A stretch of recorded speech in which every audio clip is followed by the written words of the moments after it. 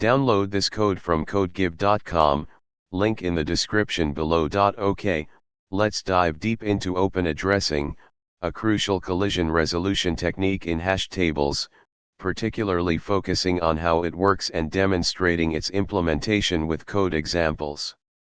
This tutorial aims to be comprehensive and accessible, even if you're relatively new to the concept. Open addressing in a nutshell. When you insert a key into a hash table, you ideally want to store it in a specific bucket or slot based on its hash value. However, collisions occur when two different keys hash to the same index. Instead of using separate chaining, linked lists or other data structures at each index, open addressing resolves collisions by probing for an empty slot within the hash table itself. The central idea is, if the desired slot is occupied, look elsewhere in the table until you find a free one. Key concepts. 1. Hash function *. The function h, key, that maps a key to an initial index, 0 to table_size, 1. The quality of your hash function is crucial for the performance of the hash table. A good hash function minimizes collisions and distributes keys evenly. 2. Probing sequence *. This is the algorithm used to determine the sequence of slots to examine when a collision occurs. The probing sequence must eventually visit every slot in the table if necessary. 3. Load factor *. The ratio of the number of elements currently in the hash table to the total size of the hash table, number_of_elements/table_size. A high load factor increases the probability of collisions and degrades performance. Open addressing techniques generally perform best with a lower load factor, often around 0.5 to 0.7. Common open addressing techniques. Let's explore the most common probing methods. These methods define how to find an alternative slot when the initial slot is occupied. Linear probing. The simplest probing method. If h, key, is the initial hash index, the probing sequence is h, key, plus 1, h, key, plus 2, h, key, plus 3. All modulo table_size to wrap around. Primary clustering. A major drawback. Long runs of occupied slots tend to form clusters. If a new key hashes to any slot within a cluster, it must probe to the end of the cluster, increasing the search time. This worsens as the table becomes more full. Code example, Python. Quadratic probing. To alleviate primary clustering, quadratic probing uses a quadratic function to determine the probing sequence. h, key, plus 1 2, h, key, plus 2 2, h, key, plus 3 2. All modulo table_size. Secondary clustering. While it reduces primary clustering, it introduces secondary clustering. If two keys hash to the same initial index, they will follow the same probing sequence. Table size restrictions. For quadratic probing to visit all slots in the table, the table size is typically required to be a prime number, and the load factor should be kept below 0.5. Code example, Python. Double hashing. The most effective open addressing technique for reducing clustering. It uses a second hash function, h2, key, to determine the step size for probing. The probing sequence is h, key, plus h2, key, plus 2h2, key, plus 3h2, key.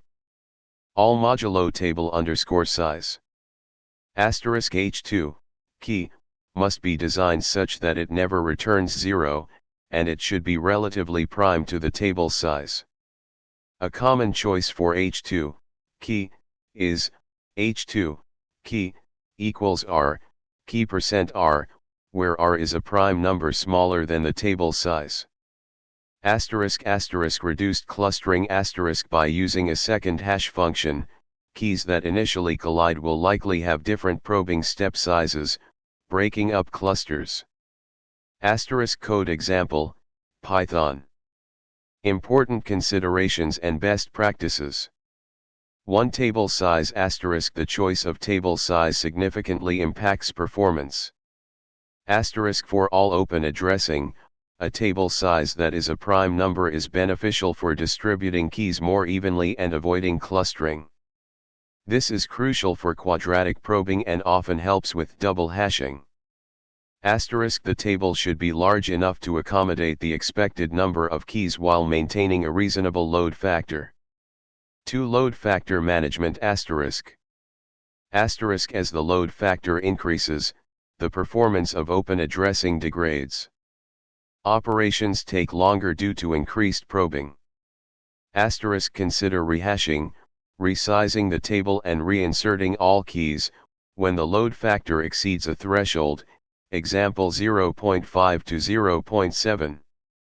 3. Deletion * Deletion in open addressing is more complex than in separate chaining. Simply marking a slot as none can disrupt search sequences for other keys. Tombstone approach * Instead of setting the slot to none, you can mark it with a special tombstone value. During searches, a tombstone is treated as an occupied slot, so the search continues. During insertion, a tombstone slot can be reused. This maintains the integrity of search sequences but adds some overhead. Rehashing after many deletions * If you have frequent deletions, tombstone values can accumulate, degrading performance. Periodically rehashing the table can remove the tombstones. 4. Choice of technique *******. Linear probing * Simple to implement, but prone to primary clustering. Use it for very small tables or when simplicity is paramount. Quadratic probing * A reasonable compromise. Reduces primary clustering, but susceptible to secondary clustering. Requires a prime table size. Double hashing * Generally the best choice for performance. Minimizes clustering effectively. Requires a good second hash function. When to use open addressing.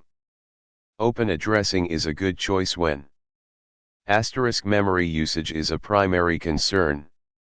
It does not require storing pointers or creating separate nodes like separate chaining. The number of keys is known in advance, allowing you to choose an appropriate table size and minimize the need for rehashing. You can tolerate the complexity of handling deletions correctly. Code example of tombstone deletion, linear probing. Summary. Open addressing is a powerful technique for managing collisions in hash tables when memory usage is a concern. By understanding the different probing methods, linear, quadratic, double hashing, and the challenges of deletion, you can choose the best approach for your application. Remember to pay close attention to table size, load factor, and the need for rehashing to ensure optimal performance. Good luck.